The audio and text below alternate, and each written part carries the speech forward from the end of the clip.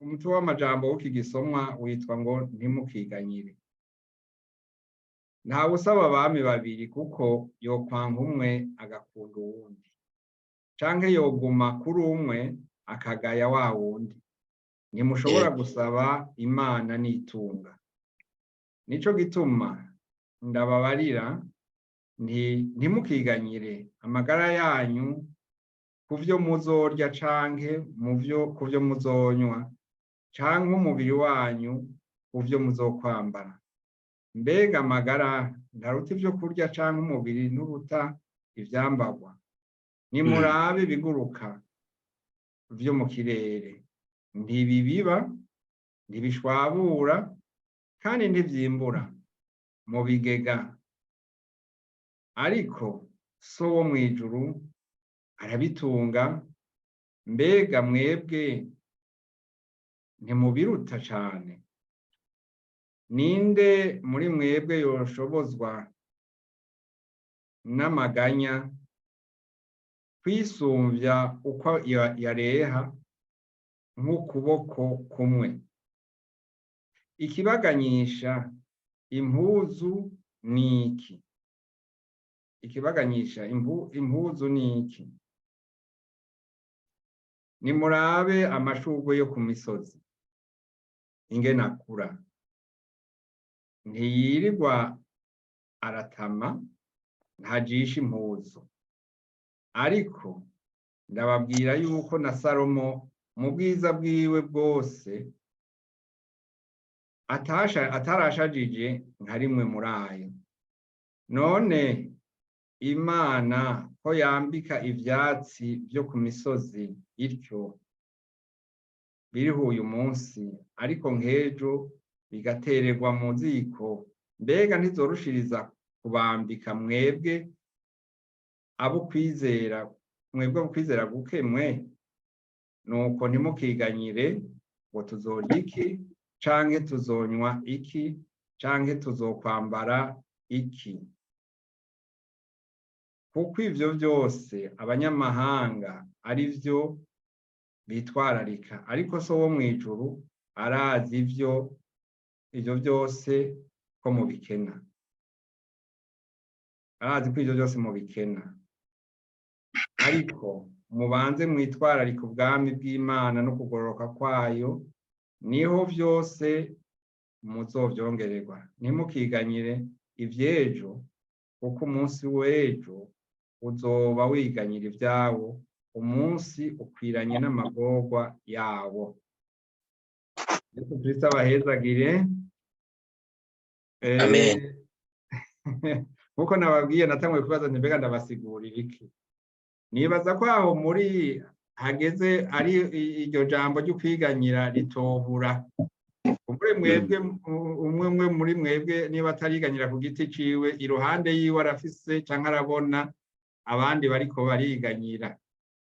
Kandi ibiriho bidukikije bidutuma kwiganyira, bidutera kwibaza, kuko ntitubona ibizobejo, ntitubona naho ibidutabara bizova.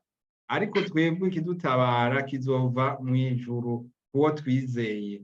Ubu nyene niwe yaduhaye ijambo ryo kuturemesha ati ntimukiganyire. Nico gituma rero tutokwiganyira. Hariho ibintu nk'ubu umwe wese arafise umutwaro wiwe. Hariho nk'abasize umuryango, hariho nk'abifuza abafiance, hariho nk'abibaza ati nje none ko ngomba kuzokora iki, bizoca mu nzira zihe, bizogenda gute? Hari naho ubona ibigaragaza yuko ivyo bintu uri kuriyumvira bidashoboka, ariko Imana igaca inzira. Ni ukuyizera. Ukwizera rero ni ikintu gikomeye. Umuntu yizera ibitaraba. Umuntu yizera ibitaraba. Ico Imana yakoze kandi nshima kumbure yitagikora uko ntituba turiko turavugana muri aka kanya. Namwe nimwitegereze kuva muhagurutse ariko hari n'abo vyahitanye muzi neza, mukavuga muti none jewe nari iki? Koko Imana ifise imigambi ku muntu wese. hari abantu baza baravuga ngo mbega ngo Imana ico yamvuze ko Imana ikintu yavuze ko kumbure hari abo yavuze ko kandi hari abo yavuze ko mu by'ukuri, ariko hari aho benshi bafata ibyifuzo byabo bakavyita ico Imana yabavuze ko, atari uko yakibavuze ko, ariko bacipfuza bagaca bagishira muri urwo rutonde ngo ico Imana yamvuze. Imana ishaka ko igihe kanaka tuzoja iwayo, kandi ntishaka ko tubaho tugowe, oya, ariko yaduciriye imirongo. Iyo mirongo rero iragoye gucamwo. Sinzi mwebwe muri generation ntoyi ya vuba, ariko twebwe twicaruka canke imbere abinyuma yacu gatoyi, hariho ibikino by'abakobwa bahora bagira, bacapa ikintu kirimo amakare menshi, hanyuma bakaza baratambukiramwo bavuga ngo ndimwo, bataraba undi ati ndimwo, yego ndimwo, aho nyeye ku murongo acambwira ati wewe vamwo ntukirimwo.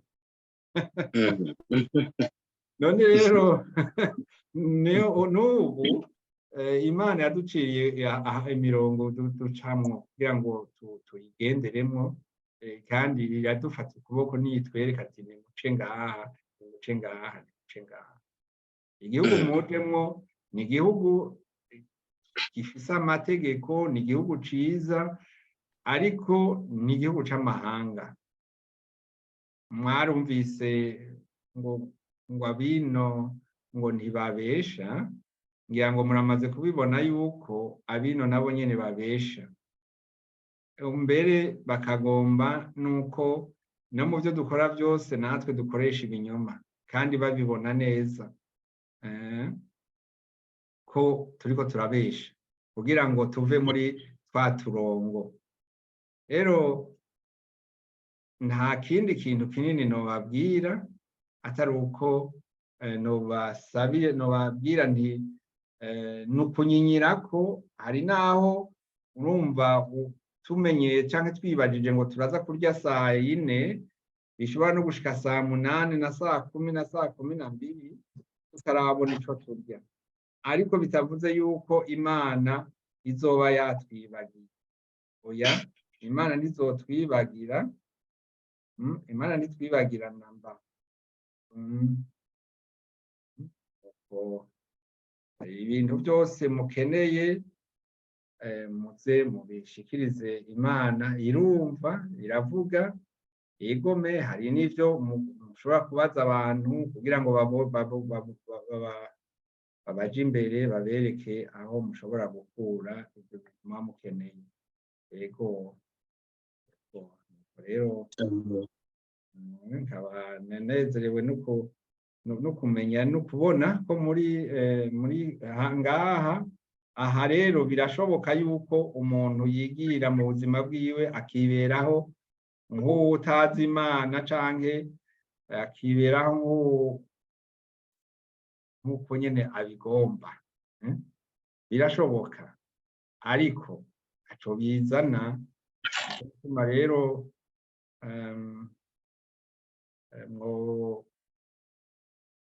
mwobigira kwama musenga, mukamana ukwizera, nka cane nka mwebwe mwasize abantu mwiyumvira regroupement canke n'ikindi, ni ikintu kenshi gitwara inguvu nyinshi. Bakakubwira ngo hakenewe iki, ukagenda ukakizana, bati yamara iki naco ntikiraboneka, hanyuma ugasubira ukagenda ukirigura uragenda, ariko Imana iraca inzira. Ego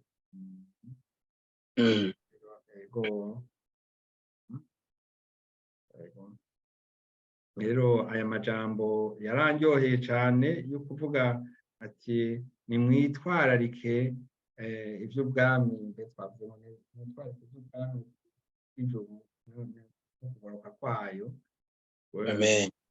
kuko ibindi byose muzobihabwa nk'inyongera. Ego rero uyu munsi havuzwe hari ijambo ryasomwe mu gatondo canke hariho inyigisho usanga umurongo wo ku munsi twasomye wari uwo mu Baheburayo 9:27 umurongo Baheburayo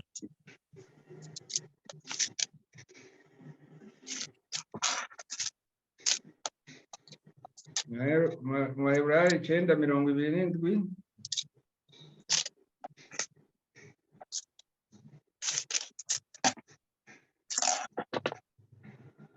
gushika 28.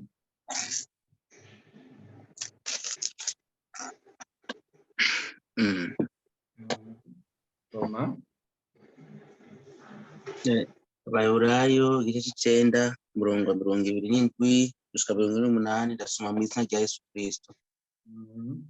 Kandi nk'uko abantu babikiwe gupfa rimwe hanyuma yaho hakaza amateka, na Kristo nuko yamaze gutangwa rimwe ngo yishirirwe kw'ivyaha bya benshi, azoboneka ubwa kabiri atazanywe n'ivyaha, abonekere gukiza abamwiteze. Amen. Ego ni ukuvuga ukwizera n'ubu nta kugira ngo mureka turindire ngo kumbure inyuma hazoba ibindi, oya, kuko kandi n'uwo Yesu ari mu kuza, kuko ibimenyetso turabibona, tubona ibintu bitandukanye, ariko kandi ni vyiza ko uwo Yesu naza n'ubu yoza uno munsi, simvuze ngo aza uno munsi, ariko azoza gutora abamwizeye.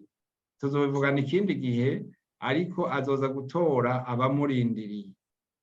Nuko hanyuma umuntu wese azi ubwenge yokwibaza ati mbega jewe ubu bugingo bwanje nibwahera bizogenda gute?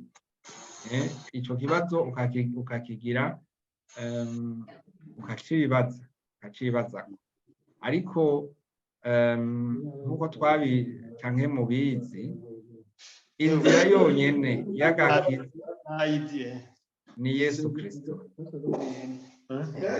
Inzira yonyene ni Yesu Kristo, niwe wenyene. Yesu Kristo niwe wenyene, niwe nzira n'ukuri n'ubugingo, niwe atwereka ingena dushika kwa Data, kuko utamuciyeko nta yindi nzira iriho.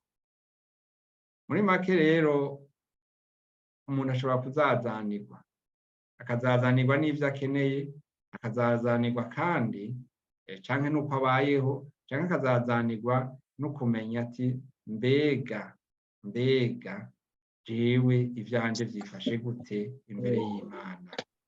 Nuko rero ni ngaha nta bumenyi ndabarusha bw'ijambo ry'Imana, ni ngaha nk'umukozi, kandi turakorana. Nico gituma n'igihe tuzobandanya bikunze tukaza turabandanya ngaha, tuzobaha n'ijambo namwe mukarizana, nawe Imana yateguranye ijambo akarizana tukarisangira, kuko mwese mwahamagariwe ico kugira ngo mumenye kandi mukorere Imana aho mugeze neza.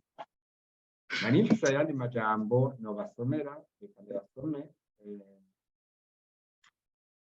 mu Bafilipi 4.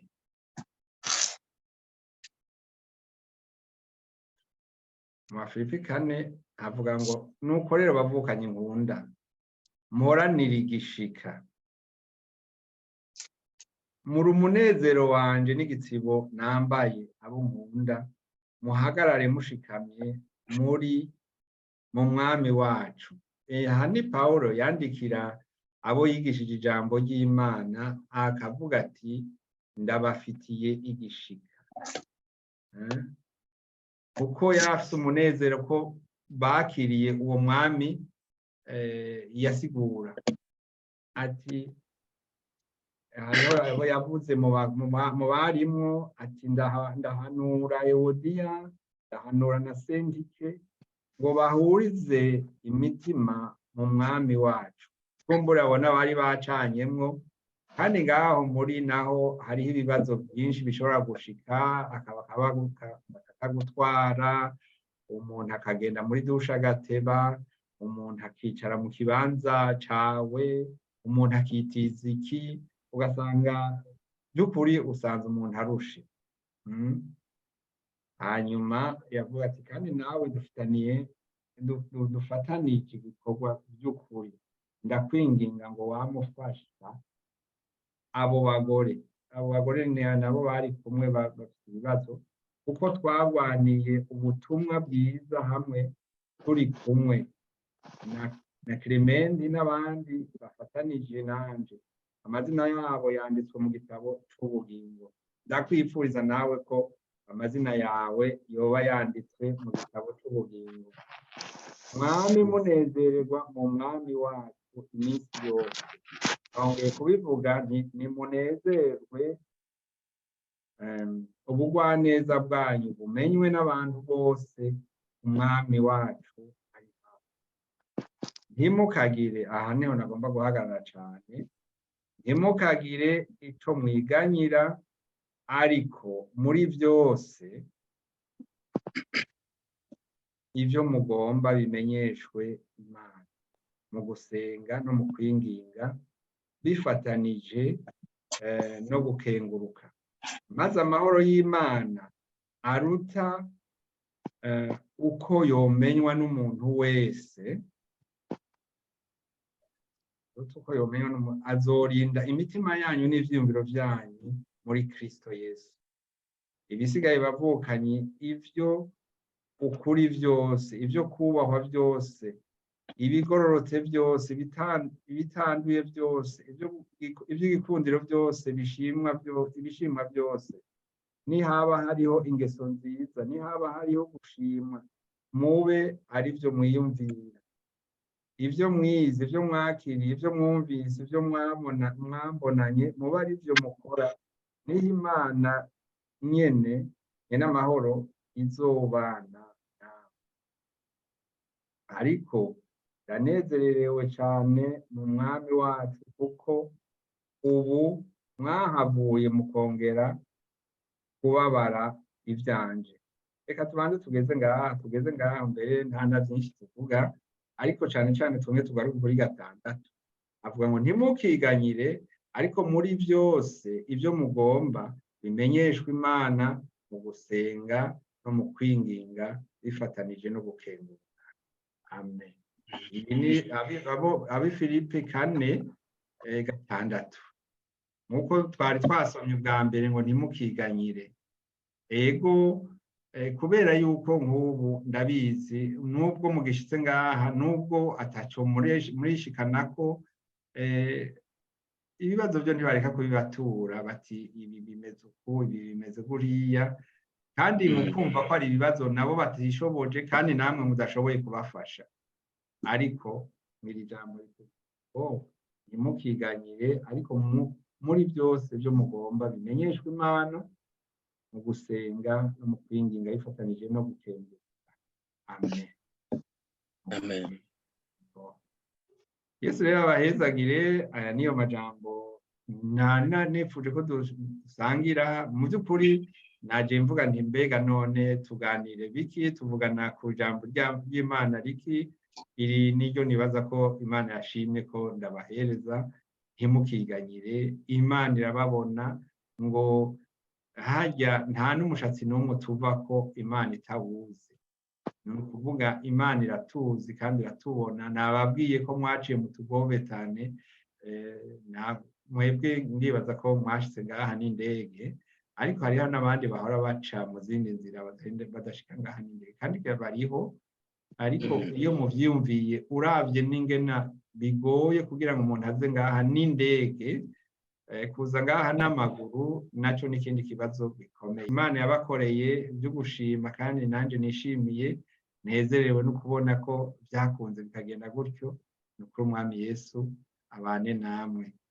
Sinzi ko ari akajambo, hari ushobora kudusangiza akantu nawe yabayemo kamuteye intege, kuko ngaha tuzoremeshanya tuganire. Ego Yesu abaheza. Amen. Amen.